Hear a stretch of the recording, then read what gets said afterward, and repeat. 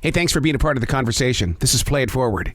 Real people, real stories, the struggle to play it forward. Episode number 559 is with Manny from NBC's The Voice. I'm good, Arrow. How are you? Fantastic. What is it like for you to wake up on a brand new morning and you're talking with influencers, I guess? That's the key word these days. Influencers around the nation that are going to push your name and music forward. It is so surreal. It literally feels like a dream. But like you said, it's like I'm actually waking up and it's real. And I don't know. It's like my life is changing so quick. It's crazy. How do you handle that? I mean, I'm a daily writer. I wouldn't know what to do without my writing instrument and my pages. I mean, how do you keep focused? For me, what keeps me grounded is just, hanging out with my friends and my family and talking to the people that have known me, longer than my time, being on The Voice. Like those people that knew me before anyone else knew my name. That's what keeps me focused, keeps me grounded, and keeps me on the right track. Well, you've always been about people, because anybody who's in a wedding band, because I've been a mobile entertainer for 28 years at weddings, when you're at a wedding, that is somebody's first step into a brand new beginning. I mean, you've got to be able to take that very seriously, and there has to be a connection. Oh, yes, for sure. And that means getting along with the mother-in-law, too, so. Yes, yeah. Making sure that they like the music you're singing, all that stuff. Does that change for you being on The Voice? Because, I mean, it's one of those things that, somewhere along the line, we all have to grow away from the weddings, but it's like, I don't want to. I like brides and grooms. Right. I'm grateful for all the experiences I've had that have made me, into the artist I am and who I'm continuing to grow into who I am and be. But yeah, it's like sometimes, especially in moments like this, it's like getting out of your comfort zone and moving into a new chapter.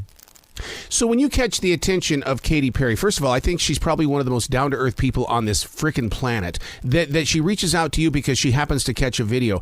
How do you maintain your Mannyism in the way of going, okay, it happened. I'm going to grow from this, but I'm not going to let it poison my soul? Wow, that's a great question. I think for me, it's, when I did a cover of one of her songs, like in the back of my mind, I was like, it'd be really cool if she saw this, but I wasn't really thinking it would happen, but it did. And so I guess for me, like, I just go into things like that. And even with any music I put out or any performances, like I just do the best I can and just be myself, and with the intent of just encouraging people, reaching people, and putting out the best work that I can. And along the way, if someone as cool as Katy Perry wants to look at it or listen to it, that's not so bad. But I guess for me, it's never about let me try to get Katy Perry's attention. It's more like, let me just put out something that I'm proud of and I love and that people are going to love. Well, it takes so much courage to be able to put your art out there in that way, because I'll never forget when I first started dropping music on YouTube. I was horrified. I didn't want to be judged. But it was like, but something inside your heart says, let it go. It's not yours. Right. No, it's so true.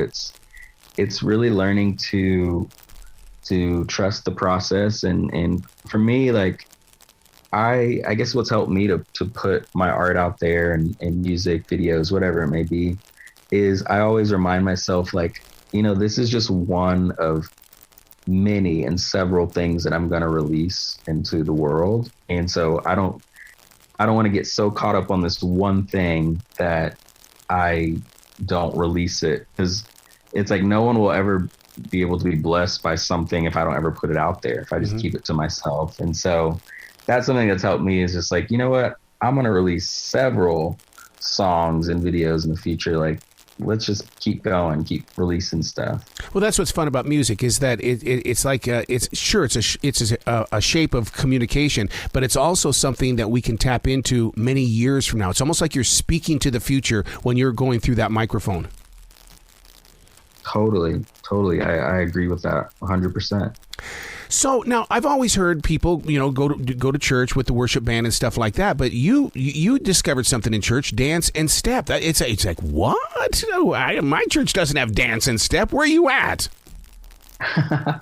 Yeah, when I was about 12 years old, I joined a step and dance team in my youth group, and it was me and a handful of other teenagers, and we would perform, maybe once or twice a month at our church on like a Wednesday night, and we'd get together, we'd have rehearsals, and we'd have uniforms, and we'd match our outfits, and it was so fun. I was super shy. That was the first time I ever stepped out into performing of any kind. But I'm grateful that I was, in a church that had a dance team. Like it was just so cool. And that's where it all started for me. I'm glad you brought up being a shy kid, because so many people and that are listening right now, I call them writer hiders or songwriter hiders. And what they do is they create it in their bedrooms or wherever they are, and then they hide it from the rest of the world. How did you break that image of being shy and step out there and say, I am Manny? I really just kept going, and I didn't stop. The thing about, especially with being shy and being on a stage, like you tend to deal with like stage fright, or you just like, I remember one of the first times I ever sang a song on stage in front of people.